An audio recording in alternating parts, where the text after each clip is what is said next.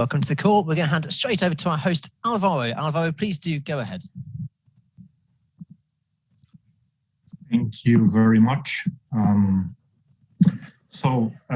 COP26 today, it's the Finance Day, which, as you all know, focuses on mobilizing finance in support of climate action.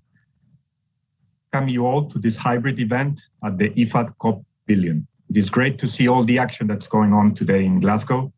So today we will be speaking on how SME can access finance and how data and technology and private sector money can be leveraged to do this.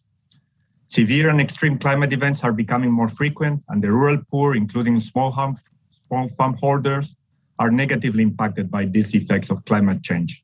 However, to this date, little financing has been channeled to support their adaptation and their resilience to climate change.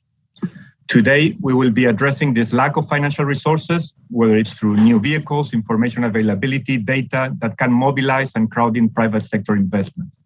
As an example, and I'm sure you have had a lot of introductory remarks, but let me briefly mention what IFAD has been doing in the last years. To bridge this gap, IFAD has designed a finance facility, which some of you are aware of, the private sector financing program that directly finances private sector projects and crowds in and mobilizes private sector resources. This facility offers directly financing and offers services to small farmers, rural poor, and medium to medium enterprises. These investments have always a strong component of promoting environmental sustainability and climate resilience for small-scale farmers and producers. In the last years, IFAD has also contributed to the establishment and invested in the ABST Fund, the Agribusiness Capital Fund, which is an independent investment fund managed by Bamboo Capital that focuses on very small tickets, provides loans and equity investments to SMEs, rural farmer organizations, agri-entrepreneurs, and so on. IFAD emphasizes the importance of including climate adaptation measures in the investment decisions that we all do for agriculture investments. Indeed, investors are increasingly including climate risks in their credit assessments. For these reasons, we need to find a way on how to bridge the gap between the perceived and the real credit on climate risk and establish it through a data-driven credit evaluation system, which will make it more attractive for especially private sector investments. Today, our panelists will present a possible way forward towards mobilizing more private capital for agriculture value chain and smallholder climate adaptation investments, and they will demonstrate how the use of data and emerging technologies can create this new paradigm. They will share their experiences on utilizing comprehensive data collection to create sustainable financing vehicles and incentive mechanisms, and also show how synthetic data, artificial intelligence, or quantum computing can also enhance this data analysis. They will share their own perspectives on the current difficulties to finance rural climate adaptation and how to attract private capital. Let me introduce you to some of the speakers today. We have with us Etienne Ndatimana, Head of Product and Operations at Aceli Africa. It is a donor-funded market incentive facility which will present their data-driven approach to promote agri-SME financing. We also have with us today Mandy Birch, who is the Senior Vice President, Technology Partnerships at Rigetti Computing, a quantum computing company that will discuss the power of using quantum computing, AI, machine learning, and synthetic data in decision-making in finance.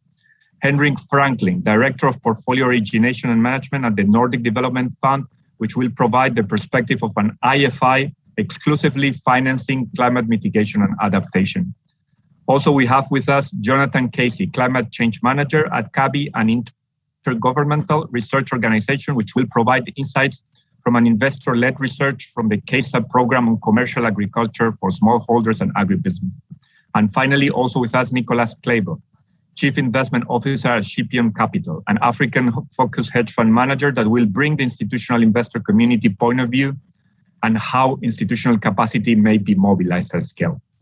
In the next hour and 20 minutes, we will have first a discussion with the panelists on the challenges in the international financial system to attract private investments for climate adaptation in agriculture and for smallholder farmers. We will have some short presentations from each of them. Then we will open the floor for your comments, your questions, and also any potential issues you might want to raise. With this, thank you all for being with us today. And I'll hand the floor to Etienne Datima, Head of Product Operations at Aceli Africa. Thank you very much. Thank you, Alvaro.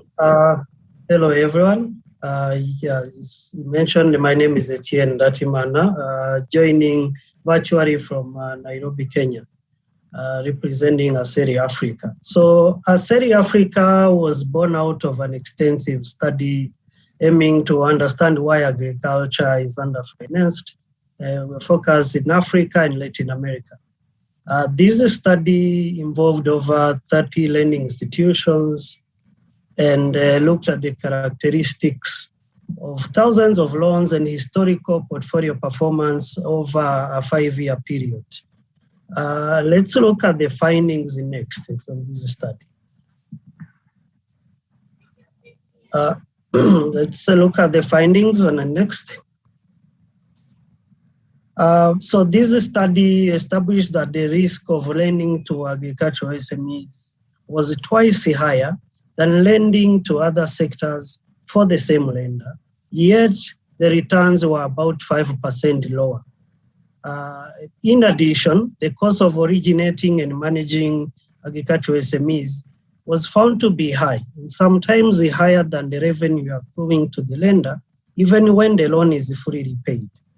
And this is because agricultural SMEs are located in remote areas, sometimes with poor road networks, and this translates to higher costs in terms of visits to source for deals or monitor borrower performance during the life of the loan.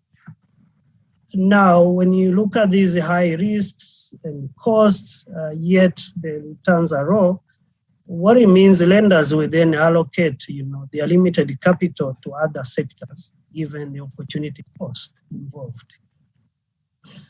So we set out to design a solution, and we focus on agricultural SMEs. So I'll speak as to why we focus on agricultural SMEs on the next slide.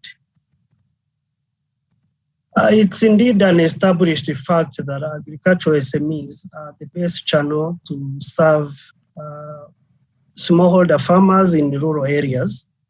However, it's estimated that 3 in 4 SMEs do not actually have access to finance. Yet, with reliable finance, they could buy more from farmers, employ more workers, and supply more food to the consumers, mostly in rural areas. So because of this critical role SMEs play in rural economy, Aceli Africa set out to unlock financing for agricultural SMEs. So I'll show you how we do this on the next slide. We opted not to start an investment fund, but took a market approach to support existing players in increasing their risk appetite and willingness to serve agricultural SMEs that were facing limited access to finance. So how we do it, we mobilize the funding from donor organizations. As you can see, we have received over 32 million in total from the USAID, IKEA Foundation, SDC, and among others. And we directly offer financial incentives to the lenders and also work with implementation partners to provide technical assistance to SMEs, as well as help us collect data to track progress and adjust our product offering.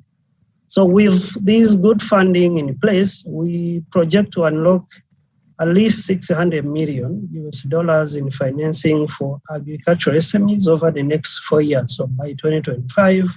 And this will help improve livelihood for more than 1 million smallholder farmers.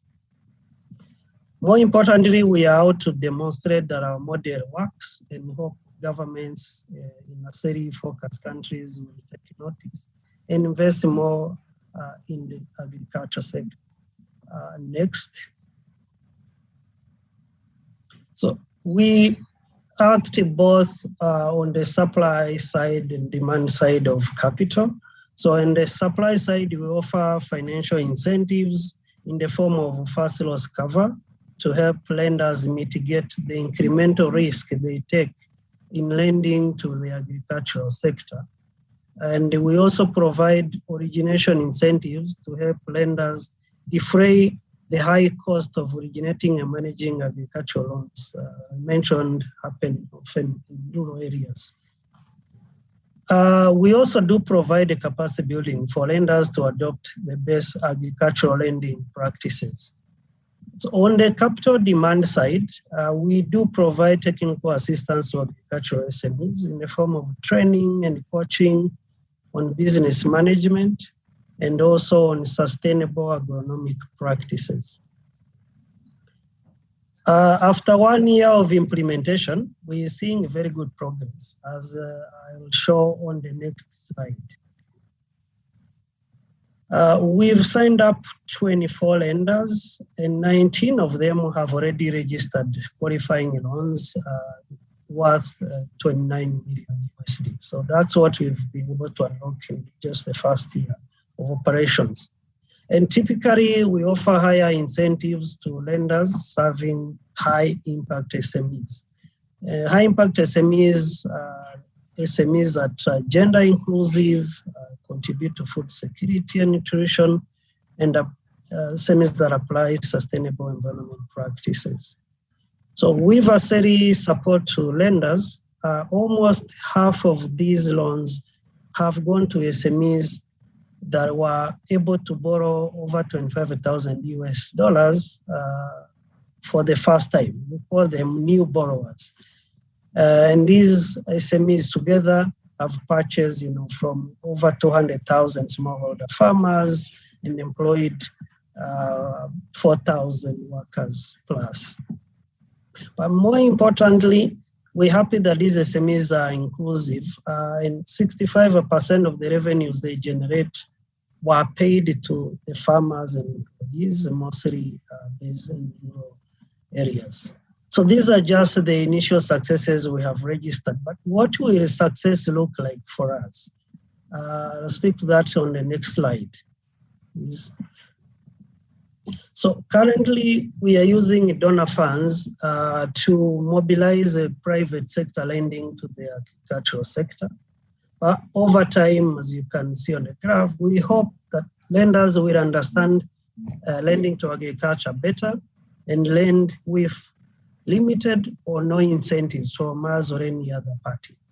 But as I mentioned earlier, we hope to serve as an evidence base, but also demonstrate a model that national governments can adopt to fund the agriculture sector in the coming years. So probably from year 5 through to year 10, slowly we hope governments or private sector will take over some of the funding that's provided by international donors.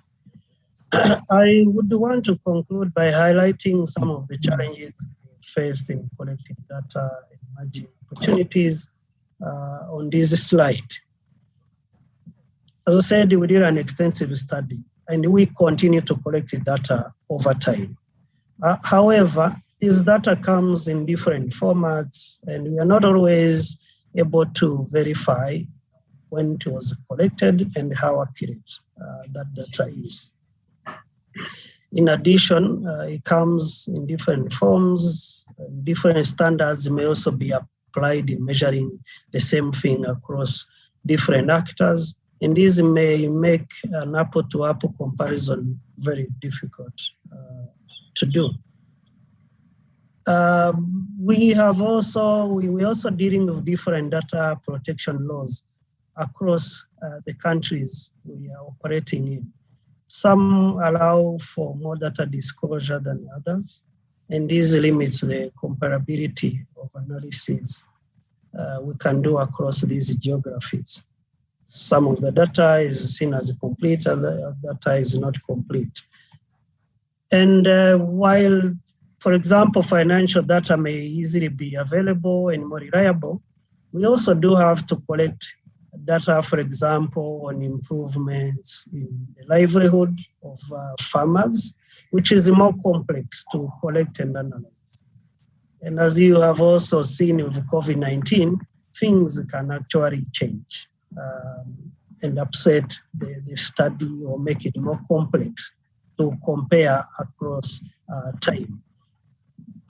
Oftentimes, data on livelihoods, for example, is self-reported. It's often qualitative, which is hard for us to standardize for further analysis. However, on the next slide, we can show that new technologies are emerging and can help in some ways. For example, SERI Africa is able to map the location of the SMEs we support through the lenders and the other partners. So either through the incentives or through technical assistance. And from these maps, as you can see, for Kenya, Rwanda, Tanzania, and Uganda, we can actually easily spot areas that are being underserved, which we would probe further to understand why and possibly adjust our products to meet specific circumstances in specific locations. I thank you. Thank you, Alvaro. I hope new technologies will emerge and help us to do a better job with time. Thank you very much, Etienne, for the presentation. Clearly, we have learned quite a bit in your experience related to how to leverage the data collection and the technologies that SERI Africa is using, some of the challenges and obviously the expectations, which might be some of the questions some of the audience might have with respect to local stakeholders and how can they support you both on the financing and the technology. With this, thank you very much. We will pass to the next speaker, Mandy Burke, who's the Senior Vice President, Technology and Partnerships at Rigetti Computing. Mandy, please, the floor is yours. Thank you, Alvaro. And as the team brings up my slides here to start with, I just wanted to say thank you for the opportunity to share with you about the work that we're doing at Rigetti to develop quantum computing, the work that we're doing with our partnerships to advance quantum machine learning, and to talk about how some of the results that we've achieved show promise towards problems that could be relevant for mobilizing private capital for food security. So thank you very much. The next slide, please. I wanted to just start with a quick, what is quantum computing? And the bottom line is that this is an emerging cutting edge computational technology that is based on harnessing the understanding of quantum physics that we began to develop in the early 20th century. So about 100 years later, we're actually capturing the power of this technology to do good in the world. And so this is important particularly for problems that involve probabilities. Quantum computers are naturally inclined towards helping to solve problems with probabilities, or that are inherently modeling things in nature that are inherently quantum mechanical, such as in physics, biology, and chemistry. And so the promise of quantum computing is that they're expected to help us solve some of the most important and pressing problems and to create many new opportunities across many disciplines. And just to draw the analogy of the hope of quantum computing, when we began to understand the fundamental laws of thermodynamics and then we're able to harness that power, we saw the Industrial Revolution. When we were able to understand the laws of electromagnetism and then harness them, we saw the Digital Revolution. And so we have similar hope with quantum computing, that now that we have understood some of the fundamental laws of quantum mechanics and are able to engineer them, apply them, and harness them to do good. So on the next slide here, I'll talk just a little bit about why quantum computers are needed. And it basically comes down to the limitations on classical computing. We're seeing a slowdown of Moore's law, and some even say that it's already ended a couple of years ago. One of the solutions to this has been running computations in parallel, but we're seeing diminishing returns on that as well. And then just the enormous cost, both in terms of energy consumption and financially, of being able to run the computers that carry the major workloads we have today. So just to give an analogy, the world's most supercomputer, the most powerful supercomputer today requires 15 megawatts of power, and making an analogy in the US, that would power a small village. And then the other hope of quantum computing is that we'll be able to solve problems that are absolutely intractable for classical computers just because of the fundamental nature of how classical computers work. And so just to say on the next slide a little bit more about quantum computing, it is an exponential technology, so it's counterintuitive how fast the capabilities grow. So here you see an analogy of 10 qubits. So in quantum computing, rather than having bits like you have in classical computing, you have quantum bits or qubits. So a machine with 10 qubits might be roughly equivalent to an old Commodore 64 computer. And when we triple the number of qubits to 30 qubits, you're not tripling the computational power. Every qubit you add doubles the power. So 30 qubits is actually 1 million times the computational capability of 10 qubits. And therefore, when we get to 60 qubits, which are the scale of machines that are available today, you essentially have 1 quadrillion times the power of what you would have with a 10 qubit system. And this is all in a fairly compact package. You can see one of our quantum computers in our computing facility in Berkeley, California. It's that canister that you see there is a dilution refrigerant. It's about the size of a human. And on the next slide, I'll just say a little bit about where we are in the development of quantum computers. They exist today. They're running real workloads and real computations, but they are not yet providing higher speed, better accuracy, or a lower cost than traditional classical computing. So I just put together some milestones here. I won't go through all of these, but you can see that the development over the last 5 years has been quite rapid. Quantum computers have been available on the cloud since 2017 timeframe, and Google had its famous supremacy experiment in 2019. And now looking forward, we are hoping to have narrow quantum advantage, which is that first computation that's practical, better, faster, or cheaper than a classical computing in the next few years. And then broad quantum advantage, which is that enduring capability that classical algorithms will never catch up with or overtake in a little bit longer time frame. So they're here and they're working, but they are not yet providing advantage. And on the next slide, you'll see some of the reasons that we care about quantum computing at this conference, in particular, some of the applications that we're working on with our partners now. The first is in materials for modeling renewable energy, for battery technologies, photovoltaic cells, carbon capture. So these sort of things that are fundamentally quantum mechanical in nature, being able to reproduce accurate dynamic models of these are one of the first things imagined that a quantum computer can do, and we're making progress on those today. Another class of problems that are particularly interesting is optimization, and they also have lots of interesting applications within this energy, climate, and finance sector, whether that is energy distribution in a grid, for example, logistics and being able to be fuel efficient, or calculating risk and returns, which we'll talk a little bit more about as well.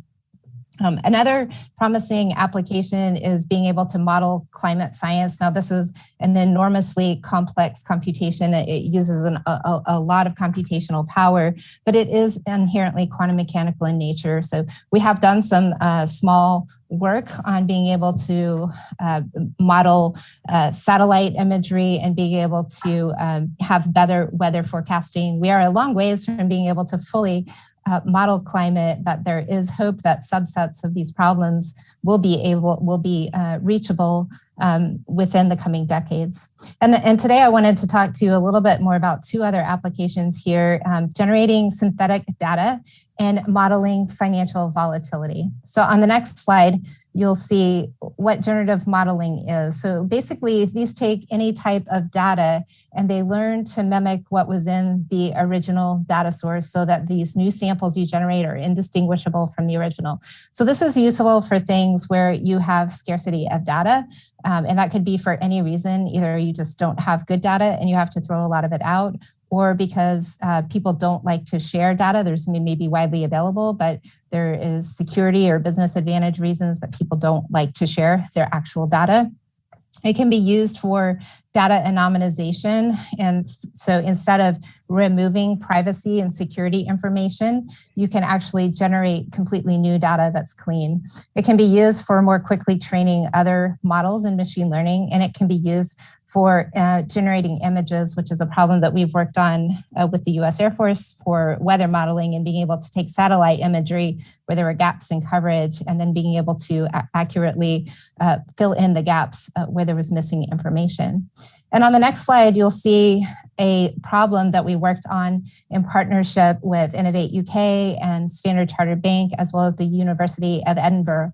And we were basically asking this question, is the market going to overestimate or underestimate implied volatility? And the answer to that, there were three different elements of the solution. So quantum computing plugs into one of these. But basically, did the historic data over or underestimate the volatility?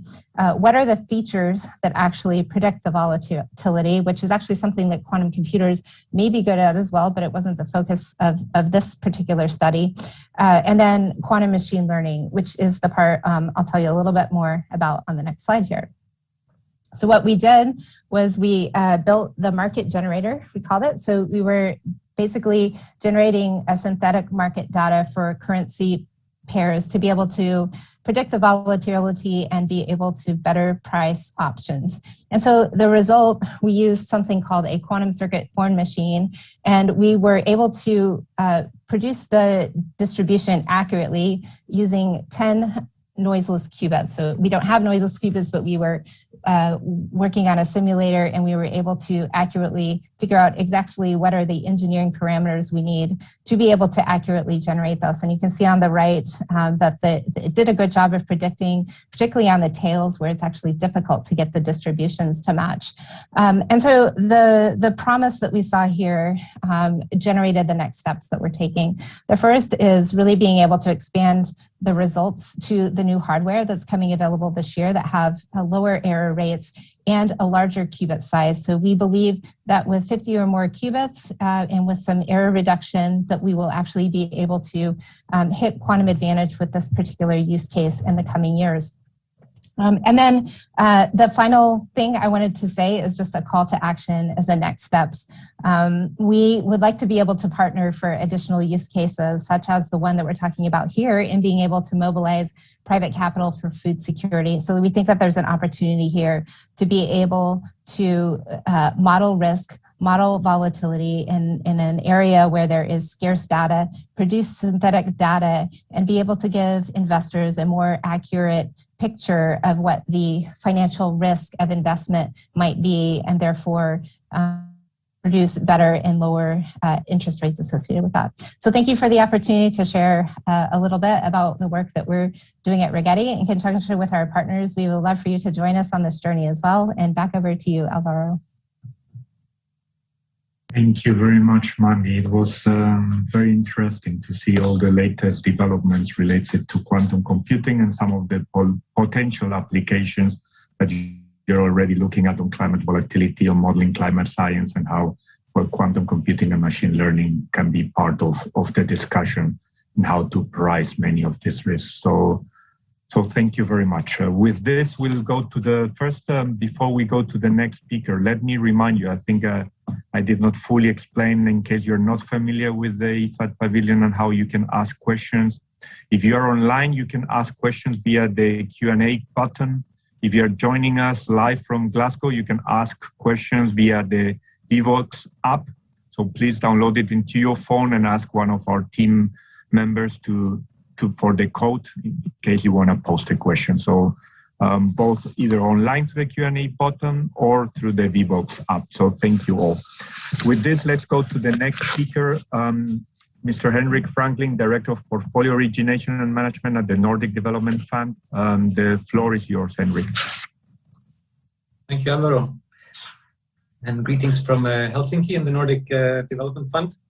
It's a pleasure to join the panel, and thanks for the invitation. And it's always good to reconnect with the IFAD and other like-minded partners. So for those that don't know, the Nordic Development Fund is the joint Nordic international finance institution focusing exclusively on the nexus between climate change and development in lower income countries and countries with fragile situations. And scaling up private sector investment for helping or supporting smallholder farmers adapt to climate change in lower income countries is key for achieving the Sustainable Development Goals. However, this market is characterized by a lot of uncertainty and high perceived risk, among others, due to limited data in terms of market and climate, for example. And this currently inhibits private sector investment. So increasing access to such data will surely crowd in much needed investment for the sector. And as a highly concessional financier, one of NDF's roles in the climate finance landscape is to de-risk. So we provide concessional financing in the form of grants, loans, or equity, both for public and private sector projects. And the instruments are applied very flexibly, either alone or in combinations, depending on the needs of the project. And across the portfolio, we aim to have about 50% of our financing in terms of grants. And NDF would normally come in as a junior investor to crowd in more senior investors. And while we work across the spectrum of lower income countries, our geographic focus is 60% in sub-Saharan Africa.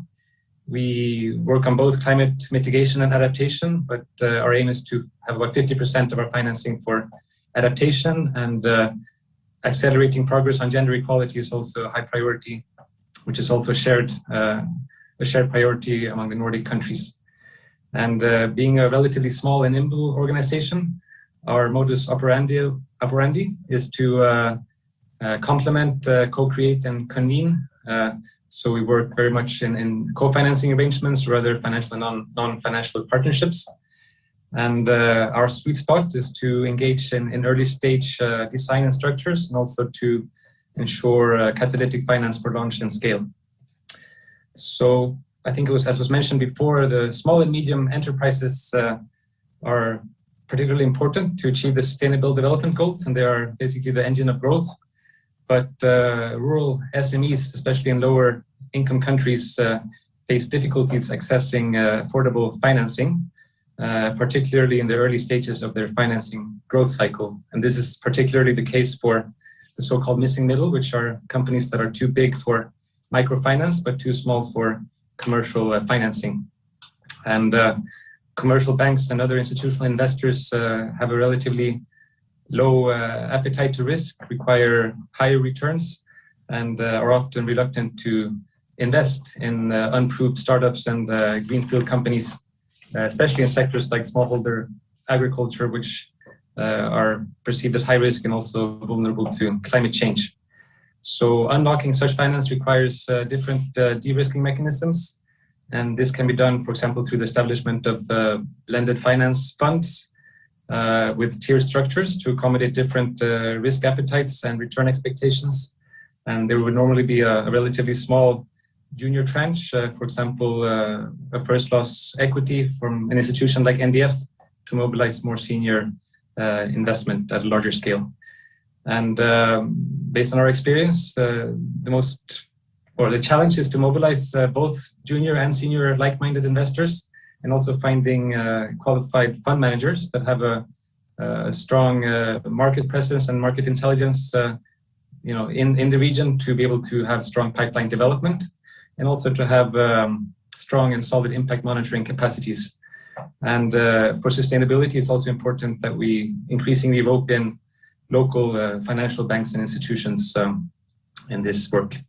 And as part of our due diligence, we work closely with our partners to analyze each investment case and business and financial model, very importantly to ensure that the financial terms are reasonable, importantly to avoid market distortions, but also to maximize the financial leverage effect and development impact of our highly concessional financing. And to be honest and frank, at the moment, this is very much a judgment call, as the data from emerging markets is often scant, including market, climate, and impact data. So currently, investors generally benchmark against other investments that they do themselves in similar companies, funds, and markets. And for large investors, this can be a good way to go because we get a comprehensive data set. But for many investors and funds, the data is oftentimes relatively anecdotal. So promoting mechanisms for transparent and systematic sharing of comprehensive market data would surely be useful for everybody, and they would create statistical data that could be used for decision-making sort of like a global public good, so to say. Of course, some information may be sensitive to share, but if one can package it in a generic way, things like portfolio at risk, default and loss rates in different market segments in different countries, that would surely be useful for all investors and help crowd in funding. On a broader scale, access to accurate climate and weather data is also a limitation. And in that context, we very much welcome the new Systematic Observations Financing Facility, SOF, which will be launched later this evening during COP26 by the World Meteorological Organization, the United Nations Development Program, the United Nations Environment Program, and other partners to improve the generation and to generate information, but also to have global exchange of climate information from lower income countries. And having robust and accurate climate data will surely crowd in needed financing for smallholder farmers to adapt to climate change. One thing we also found is that early stage SMEs in lower income countries often have challenges in preparing credible business models or business cases and to be perceived as bankable. And this is often due to limited data. So having good business development services, for example, for collecting and analyzing data is useful. Of course, these need to be demand-driven, provided in a timely manner, and also coupled with mechanisms so that companies can access financing as they then evolve during their financing growth cycle. And in this context, NDF currently manages something called the Energy and Environment Partnership for Africa Trust Fund, which invests in startup companies in areas of renewable energy, sustainable agriculture. We work across Eastern Southern Africa with currently about 60 projects with almost 90 million in financing, of which a third comes from the trust fund. And it's based on call for proposals. So in the recent call, the prevalent themes were agricultural processing and waste energy technologies, solar irrigation and cooling solutions, energy for water and fisheries, and e-mobility. And many of the early stage companies that have received support then graduate along the continuum. And just to give an example, one company that received an EEP grant of 700,000 was Sunculture, which offers solar irrigation products through a pay-as-you-grow scheme, enabling smallholder farmers and women-led rural households to transform their livelihoods, enhance climate resilience, and increase household income. And based on the business development support and the grant, they had good performance, and then they managed to get a $12 million financing, including an additional $2 million catalyst loan from NDF, coupled with other financing through a syndicated debt facility. And this is the kind of success that we want to see with the companies that we invest in. And apart from that trust fund and another one, which is called the Nordic Climate Facility and a few other investments, most of our investments in private sector are indirect investments through different blended finance structures managed by external fund managers. And we have several examples, including Climate Investor 1 and 2, a fund called Craft, another one, Build Impact Fund, just to name a few examples. And when we do these, we engage very early in the structuring of the facility and co-create the structure. And in doing that, in our experience, some areas that we contribute to are things like gender, environmental and social safeguards, having strong results and impact monitoring systems to increase the value proposition of the different funds. One thing we also found is that funds investing in lower income countries are often too small for institutional investors. So they prefer to invest in so-called fund-of-funds structures, which are slightly bigger, and the fund manager basically does the due diligence and scouts for good funds available on the local market. And this could be one way to crowd in additional money as we need to go from billions to trillions in the financing climate landscape. So NDF is currently looking at incorporating that in our portfolio. And finally, just to conclude that we are looking forward to engaging with all of you to co-create different innovative and data-driven climate finance solutions moving forward. Thank you, Alvaro. Back to you.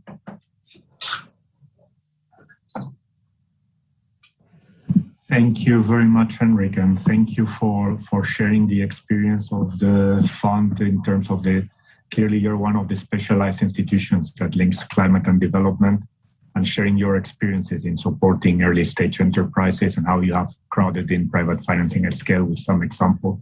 So it was very helpful. We'll move now to the next speaker. I understand, Jonathan, you are the only one on stage, so hopefully you don't feel too lonely, but I understand there's also a very packed room, which is also very keen to listen from you. So we have now Jonathan Casey, the Climate Change Manager at CABI, and his presentation will provide some insights on the research with private investors, DFIs, and the impact investors, information and knowledge. So the floor is yours, Jonathan, please. Great, thank you, Alvaro. Thank you, everyone that's here in the room and online as well. Sorry if I'm turning a little bit because my slides are down here and the camera's over there. But I'm going to present some findings now for some research that we have delivered this year as part of the CASA program. That's Commercial Agriculture for Smallholders and Agribusinesses, where we've been engaging with private investors and DFIs over the last year to understand some of the challenges that they have in terms of climate risk assessments and in terms of mobilizing climate finance to invest in both Africa and Asia in small and medium-sized enterprises and agribusinesses. So we can move on to the next slide, please. So the first I'm going to talk about is our work assessing climate risk assessments guidance documents, which are available for different types of financial institutions to describe how they assess climate change risks and also to disclose those and disclose their climate impacts as well and different types of transparency mechanisms. So some of the key issues that we've found with the guidance that's currently available is, first of all, that it doesn't well incorporate agriculture into its guidance. Most of the guidance is more around infrastructure in terms of urban infrastructure in particular, and around larger industries and energy industries as well. And agriculture is not really specified in most of the guidance. So for financial institutions trying to assess investment opportunities or investing in or providing finance to smallholders and agribusinesses, the guidance isn't really there for them to be able to do that. And secondly, the ability for the guidance to consider adaptation is also rather limited. Most of the guidance is much more around greenhouse gas emissions and the opportunities for mitigating, and in terms of extreme weather event impacts on infrastructure. But there isn't much guidance available to financial institutions and private finance providers and others, and DFIs as well, to really consider how adaptation can change that risk dynamic, how it can change the sensitivity or vulnerability to different types of climate risks, both in terms of climate shocks, extreme weather events, as well as sort of slow onset impacts as well, like seasonal shifts or changes in temperature. So the guidance isn't really there for them to be able to do that. And when that's there, that acts as a real blockage to be able to try and unlock some of that finance that can be available for those agri-SMEs. There's also quite a bias towards Northern and Western Hemisphere institutions as well. None of the guidance that we were able to review, and we reviewed around 30 different types of guidance, actually gave any specific examples from anywhere in the global south and didn't provide any specific examples from agriculture and very limited examples in adaptation. So if we're going to try to help financial institutions to really be transformative and change the way that they're able to provide finance and invest in smallholders and agribusinesses in the global south in particular, then the guidance has to be there for them to be able to do that. And currently, that's not quite the case. Can we go to the next slide, please? So we can see here there are different types of climate risks that financial institutions and agri-SMEs and smallholders alike need to consider. So at the top, you have there the short-term and more acute climate risks. These are your climate shocks. These are things that are much more difficult to attribute in the near term to climate change, but the increased frequency and severity of those can be seen over time as a trend influenced by climate change. Whereas in the bottom right, instead, you've got the long-term, more chronic impacts. So these are things that are over time going to maybe start to erode the ability of smallholders and agribusinesses to perform and produce at the level that they would like to. And these risks are more clearly identifiable with climate change over time, but are less easy to integrate, shall we say, into financial decision making. So move on to the next slide, please. So how can we better account for adaptation in this type of guidance? So we need to be able to provide measurements of resilience and adaptation so that financial providers can really understand what it means if a cooperative, a smallholders or an agribusiness undertake measures or invest in technologies to try to adapt to the impacts of climate change, to try to improve their resilience. That is inherently lowering their sensitivity to climate risks. But at the moment, the guidance and information and the data that's available isn't actually linked to those kinds of measures and those kinds of technologies. So it's not changing the risk score for those farmers and those agri-SMEs. So at the moment, they're making investments which isn't actually making a step change in their ability to access that finance. We need to also integrate adaptation and resilience into the transitional risk considerations and not just the physical risk ones. At the moment, transitional risk considerations are all about mitigation and the consumer demand for lower carbon production and low carbon products and services, but not yet ways which can improve the environmental dimension of smallholder farming and indeed their ability to adapt to climate change. So if we could integrate some of those adaptation and resilience components into transitional risk considerations as well, and the consumer demand for that, then we might start to see more of a change in terms of where finance is directing its money. Move on to the next slide, please. And the next. So a little bit about smallholder generated data. So one of the key things that we need is fair data. So data that is both findable, accessible, interoperable, and reusable. And that is really the cornerstone of how we can gather all these different types of smallholder generated data, which are coming in different formats, in different locations, using different systems. But if all those data points and those data services and remote sensing technologies can adhere to these 4 key principles of data, then we're going to have a much greater chance of being able to integrate that into the financial decision-making models that financial institutions are starting to use. At the moment, it's too ad hoc, it's too different really to be able to bring together in a comprehensive way to actually complement some of the existing scientific data that they're using. So one of the things that CABI is doing is we're working with the Bill and Melinda Gates Foundation now over the next few years to try to look at their investments in smallholder agriculture and agri-SMEs, to how we can use them as a case study really to build in these principles of fair data and how that might then be used by financial institutions that they partner with to improve their decision making. We can also look at how we can bundle services through digital platforms. More and more smallholders are accessing digital platforms through smartphones and other digital devices, or through partnerships with agro dealers and extension services as well.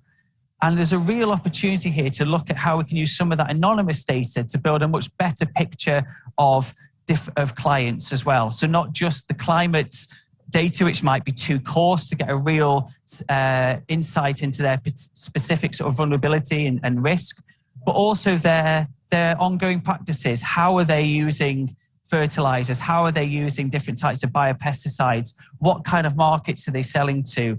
And what are their financial risks as well? So we can start to use these bundled platforms and the data that's available to build a much more rich picture of the risk profile of those farmers as well, bringing together these different types of data. You can move on to the next slide, please. And again. So just finally to wrap up, let's have a look now at where some of the opportunities are in investing in smallholder agriculture.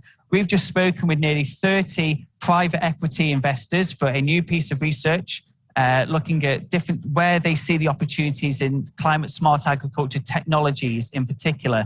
And we identified 8 technologies which are really starting to generate interest among among private equity investors. They cover everything from biocontrol products for more nature-positive farming, right through to solar-powered cold chain storage technologies, as well as on-farm technologies such as solar drip irrigation as well. And what's been really interesting about the findings from that are the different types of innovative business models which exist, which are enabling those technologies to scale, particularly in East Africa and India as well. If you can move on to the next slide, please. And the next. Oh, I think we're missing. There we go. So what are the opportunities to try to change that? I'm just conscious of wrapping up now in the time. One is to improve growth stage financing. So going beyond the ideation stage and looking at how we can really finance those climate smart agriculture technology companies to scale and reach the level of maturity where they can bring in private equity investment.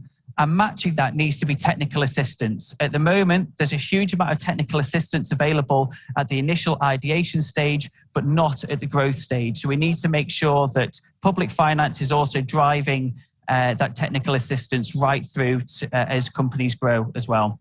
I'm conscious of the time, so I'll wrap up there and hand back to Alvaro. Thank you.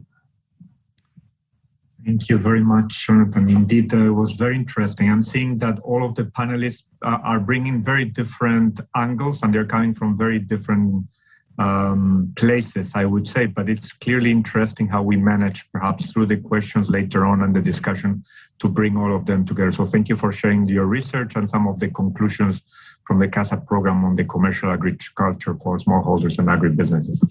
Now our final panelist, we have Nicolas Clavel, who is the Chief Investment Officer and founder of Scipion Capital, which specializes in commodity trade finance to establish producers and processors of commodities. And he will be focusing on what is needed from the institutional investor's point of view and his experiences in the field. Nicolas, the floor is yours. Thank you very much. Thank you very much, Alvaro, and good afternoon, everybody. So, as Alvaro said, I have run a commodity trade finance, which is Africa-centric, with a strong bias in favor of agriculture for the past 15 years, and with institutional money in there. As a result, we have come across a number of projects where subsistence farmers are basically the supplier to our borrowers, who are typically processors, or they can be traders.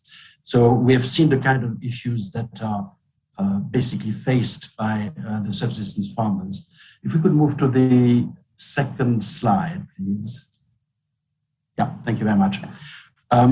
So agriculture after government is usually the largest single provider of livelihood in sub-Saharan Africa, with an estimated 33 million smallholder farmers, which typically have a size plot of 1 to 2 hectares. Smallholder farmers require financing for the seeds, for the fertilizer, for the pesticide when it's needed. And these are typically provided either by cooperatives, by off-takers who want the product that is produced by the smallholder, or indeed local traders who, for the same reason, will provide the funding required by the smallholder. These are not necessarily efficient kind of distribution of seeds and fertilizer and pesticide, and also typically quite expensive, and therefore unlikely to get the SDG 2 and SDG 8 met, as the smallholder farmer remains completely indebted and from year to year has to go back to the same provider of finance.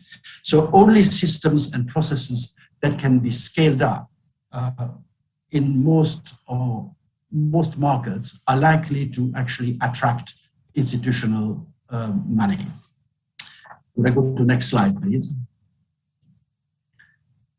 So most institutional investors manage people's pension directly or indirectly. They have therefore a duty of care to their investors, not to take a venture capital risk for a low return, and they require an appropriate and decent risk-adjusted rate of return. On the face of it, funding smallholders farmers do not fit the criteria, and therefore it is important to find ways and address the issues that may sway some of the investors to take part in funding Sub-Saharan Africa agricultural value chain. In fact, I think nearly all of my predecessors have mentioned some element of de-risking, and I will tackle only two of them. The first one is the weather, because the weather we support it. We'll have to live with it. We can't control it, whether you are a borrower or an investor. But if you have scaled up a project, you are able to find in the insurance market crop insurance, which reduces the risk in case there is an adverse climate event that reduces the production of goods. The other system in terms of de-risking is indeed first having a strong connection with the host government, with the local communities, and finding either the government or people like NDF or ASELI to provide a first loss guarantee, because this is a serious risk mitigation which will definitely attract investors to the market. There's of course also a role for FAO and similar type of agencies who have feet on the ground to basically be proactive in terms of helping in terms of farmer education, crop rotation, soil analysis, how to fight aflatoxin and ochratoxins, and finally also agroecology, which can play a massive role in limiting the amount of pesticide, particularly and chemicals that are used without affecting the crop, in fact, improving the crop yield. Could I move to the next slide, please? So 10 different projects in multiple countries and multiple commodities have far more chance to attract institutional money than any single one of these 10 projects. And because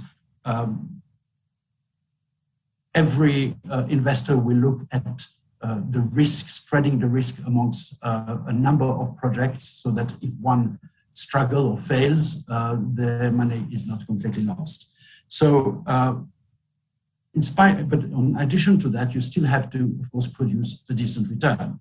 And we come back to the point Etienne made earlier on, that there is default in the agricultural value chain, and the rate of return are often below what the market expects. So just to emphasize on that point, I'll give two examples. The first one, a bond issued by the Senegalese mobile telephone company pays you a yield in CFA, which is fixed parity with the euro, of 6.5%. And Kenya government pays 6.7% on their 5-year US dollar money. So this is like your risk-free rate comparison. And therefore, if you are involved in a project that has an execution risk, you need to provide a return which is in excess of that. And you need, of course, to try to de-risk it as much as possible. Could I move to the next slide, please? So this is a typical how a portfolio that would attract institutional money might look at. A diversity of countries across the continent, diversity of product, and then the key aspect to success is to have the right weight of equity, medium-term debt for any installation, and of course also enough equity in the project. The major problem that we find in a lot of projects we see in Africa is that they are thin in terms of equity. And as an institutional investor, you want to see that there is a decent equity slide to protect you as a lender. A portfolio like that, for example, would typically probably require $250 million to put together. And because institutional investors will have limit, they don't want to be more than 10% of a fund, and they cannot invest less than X, and the X, of course, varies from one party to another. At $250 million, you open up to quite a lot of investors in terms of interest. So again, we come back to the point about scalability being key to success. Could we move to the next slide, please? So successful projects often involve an enterprise, a commercial enterprise at the center of the project. And that commercial enterprise can either be if we take, for example, things like maize, soya, sunflower, will be a large farm, which therefore will have its own provision of inputs and its own provision of warehousing, and they can make the smallholder farmers who live around the vicinity of the commercial enterprise benefit from access to quality goods, quality storage, and cheap input. To give storage is a very key element to success, because if we deal with commodities that have a short harvest period, like maize, for example, soya or sunflowers, the price of these commodities will drop and will be at their lowest once the smallholder farmers have harvested their field.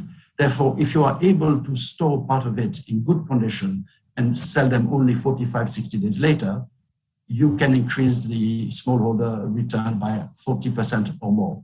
But of course, for that, you do require the working capital finance element in order to be able to provide that. When I was putting the second slide, there was a little graph on the right which compared Kenya, Tanzania, and Bolivia.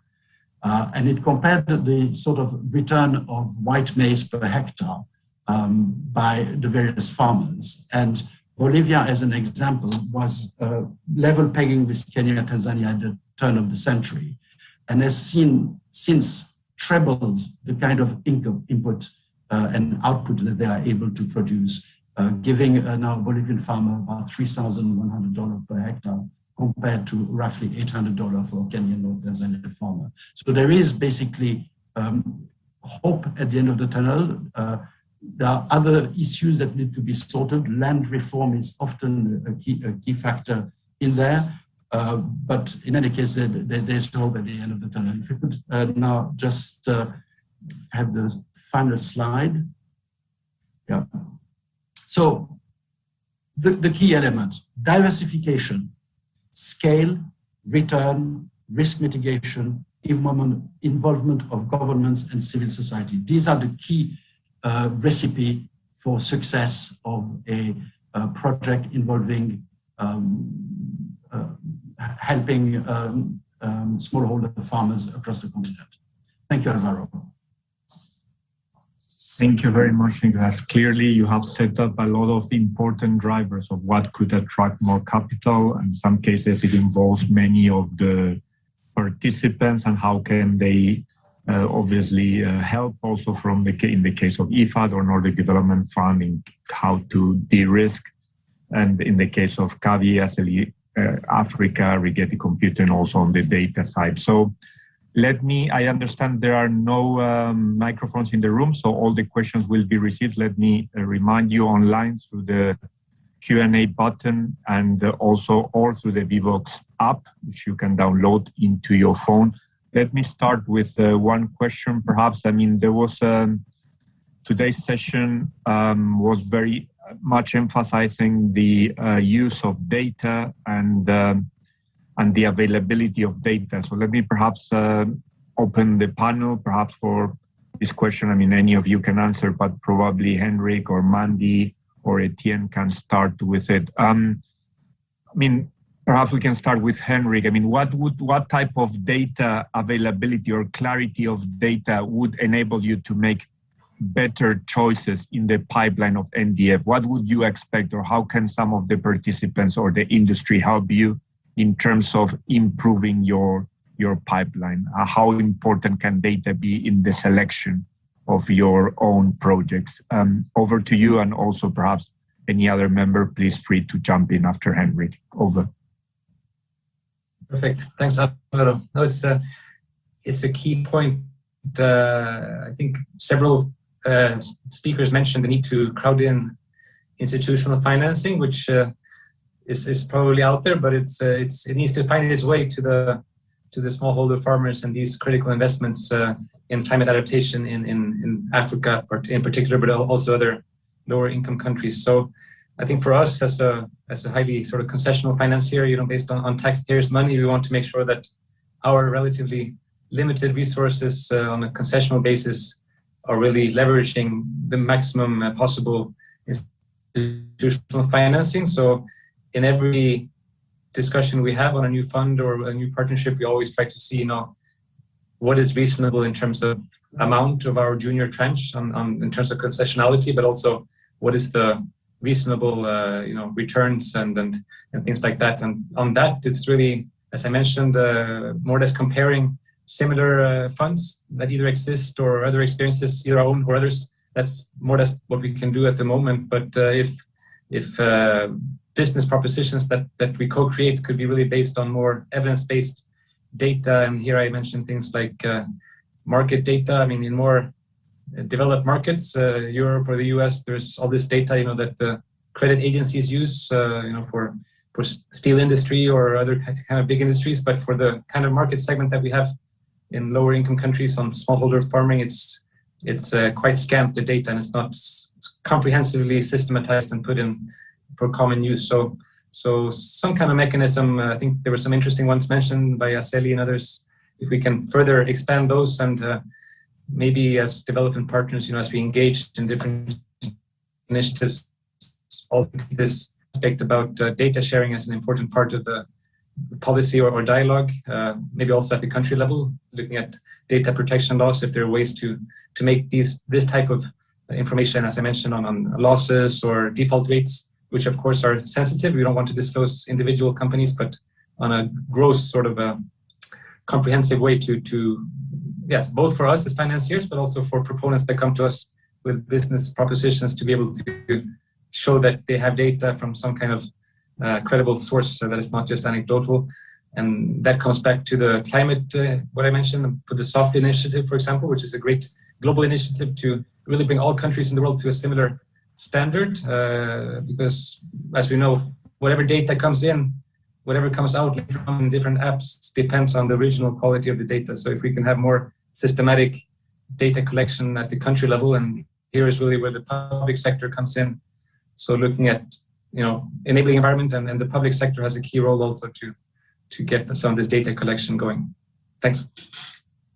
Thank you, Henrik. So following on some of your comments and also what was mentioned by Etienne, perhaps Etienne, if I can also ask you, what would you want to see from local and national governments, or also from multilaterals, in supporting, let's say, this data collection and the laws, or how would you see the local and national governments supporting or having an increased interest? You mentioned in your presentation domestic financing, but from the, let's say, public sector, how could you be supported in this front to scale up at the end the availability of data so that we can have better agricultural climate financing decisions?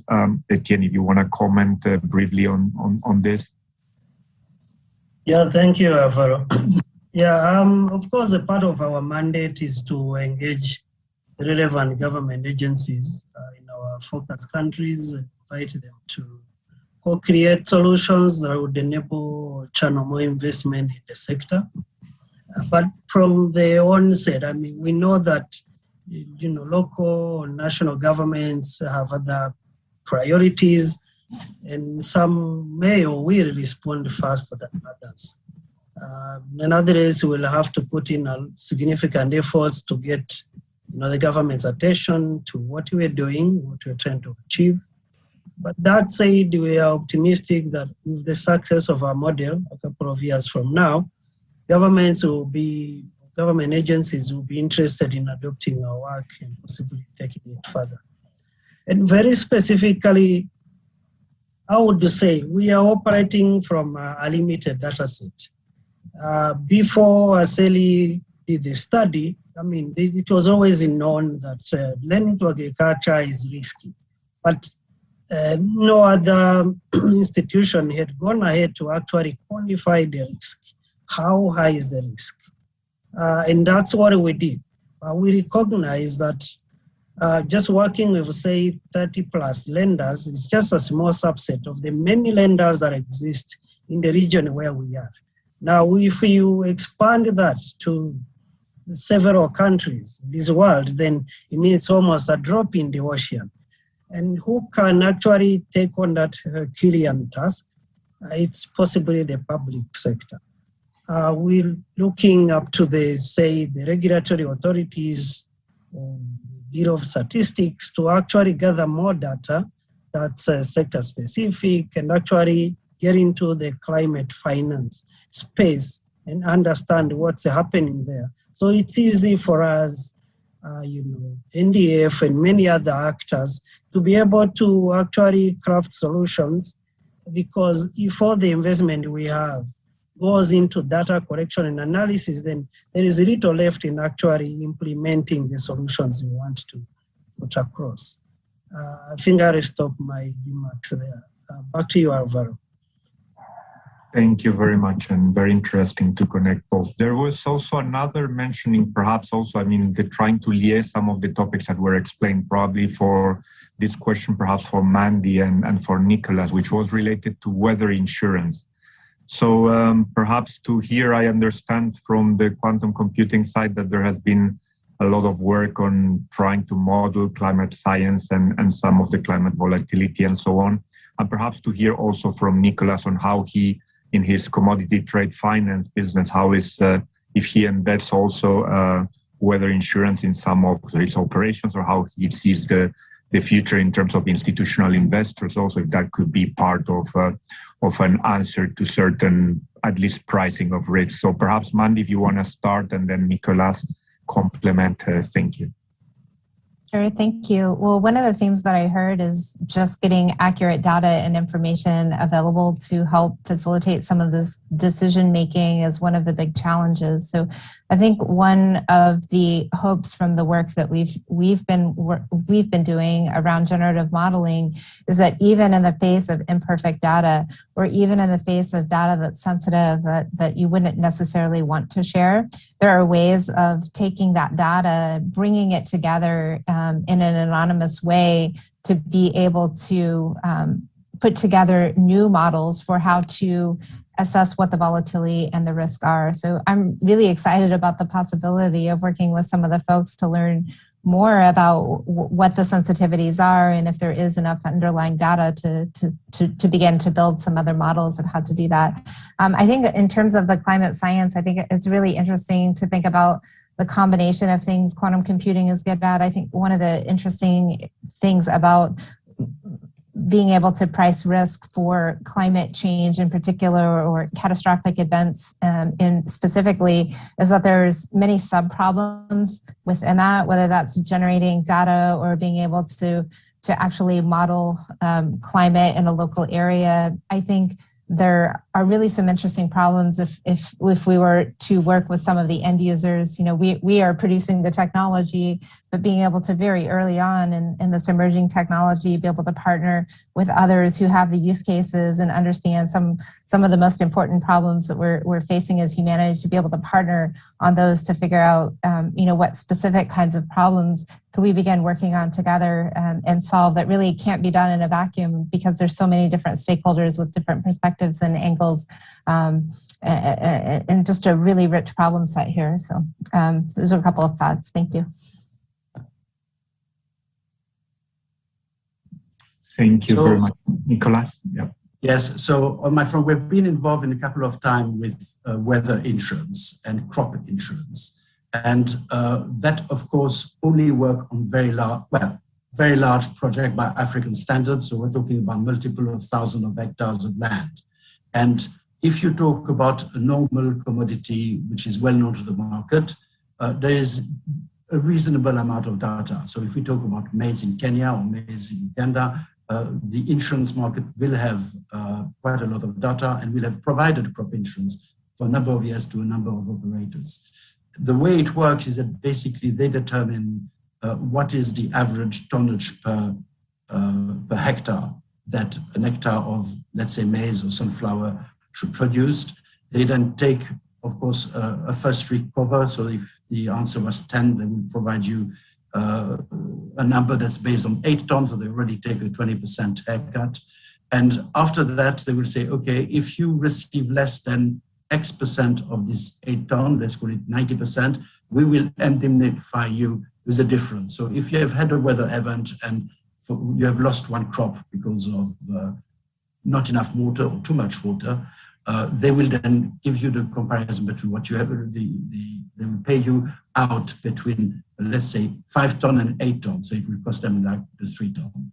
So that's available. You cannot do that to smallholder farmers unless, of course, you find a way to have cooperative and to have a very large number of them involved. And again, the yield on a smallholder farm is only a fraction of the yield of a commercial farm. So that creates also different kind of issues. Thank you, Alvaro. Thank you very much, Nicolas. Indeed, we're getting a lot of traction now with the questions, so I'll have to choose some. Jonathan, there's a question probably also related to your research and perhaps on data, which says, how can qualitative data collections be standardized while still accounting for variation in local context and experience? So probably, how do you work with data in different parts of the world while at the same time trying to get some conclusions, I would assume. And if you want to comment on this and what further research there could be coming from your side. Over to you, Jonathan. Key considerations is ensuring that qualitative data is used for specific types of investment decision making. So the quantitative data is what can be used for larger scale risk screening and portfolio level considerations. But for specific investments, that's where the importance of qualitative data comes in as well, which can also be in more sort of informal formats as well. It can also come from different types of project data that might exist, whether that's through interviews or risk assessments that might be done by different organizations. So the qualitative data has a really important role for each specific investment case or lending case, but is far more challenging to aggregate at a larger level for standardized and comparable climate risk assessment metrics. But what we can also do is try to complement qualitative data with other types of quantitative data. So that might be, for example, through picture-based insurance mechanisms that CABI have trialed in India, where we're combining both qualitative information from farmers with quantitative data about the specific farm that they are operating on, or it could be through other types of data systems as well. So there are opportunities for integrating it, but it's much more challenging to aggregate it at the larger scale. Thank you very much, Jonathan. So there's another question directly to Etienne and to Henrik related to how to integrate food security and nutrition data in their impact and evaluation metrics. So I assume when you're investing, how do you integrate also food security and nutrition data? Or generally in the case of Aceli, I would assume on how you do your own research. So Henrik, if you want to start, and then Etienne. Sure. Thanks. Yeah. Obviously, the question on the food security and nutrition, which are obviously super important to achieve many of the sustainable development goals. And for NDF, we really have a broad spectrum of interventions in the climate development nexus. So we don't really have a sector focus. We do think moving forward that agriculture will surely be an important area to focus on, especially if we want to address adaptation and let me see. Just make sure I have the speaker. In Africa, for example. So we do have what we call a results management framework, where we have, I think it's around 20 indicators looking at things like job creation, greenhouse gas reductions, reduced vulnerability. But it depends more on the fund or the different projects that we have. So if you were to go into a more specific agriculture focused project, we would make sure that the fund, some of the indicators that we would be monitoring in terms of impact would of course be related to food security and nutrition, but it's more on the every specific case, and that's what we negotiate with the fund managers. And as I mentioned, those are some of the things that we have found in engaging with quite a few fund managers, that fine-tuning that impact measurement part is really important. And then, there was a question I saw in the chat, just to respond at the same time. This initiative that I mentioned about global weather observation improvement is called SOFF, S-O-F-F. So if you go to the World Meteorological Organization website, WMO, and put SOFF, you will see. But I'm sure there will be more information coming forward on that one. Thanks. Thank you, Henrik. Etienne, would you like to comment on this one? Yeah, definitely. That's a very good question. So we incentivize lenders to actually finance inclusive agricultural SMEs. And the base or the standard expectation is these SMEs should be creating jobs in rural places, and they should also be sourcing from smallholder farmers or selling to smallholder farmers. That's the basic requirement. If a lender is going to look into the portfolio and send a loan for us to award them incentives, that's the basic we look at. However, we also provide an additional incentive. We call it impact bonus. If over and above the employment and sourcing from local market requirements, then we are looking at whether the business, as a borrower, is actually gender inclusive, they contribute to food security and nutrition, also environmental sustainability, then we actually give higher incentives to the lender.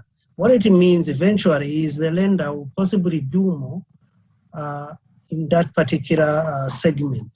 So back to food security and nutrition, I would want to share that these loans are actually self-reported. The lender will look into what they have, share data specific to a given loan, and we look at some of the metrics. For example, we'll check whether this borrower was financed to probably sell end product for food consumption within, here we're looking at sub-Saharan Africa. If you produce food crops but are for export, then you are not actually contributing to food security in the region.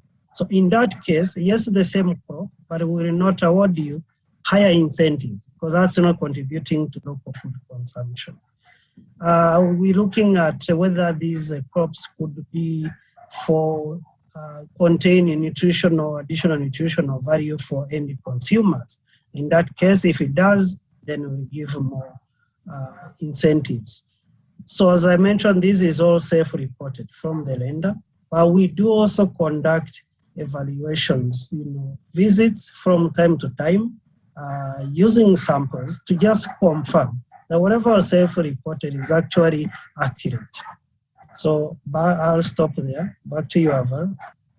Thank you very much. I think we have less than a minute. There's a final question that was quite liked by the audience related to agroforestry. So probably, I assume, Henrik, you would be best placed among the different panelists. And the question is, could agroforestry be a good tool to increase financial support for smallholders, perhaps in reducing risk while also boosting climate resilience of these small producers?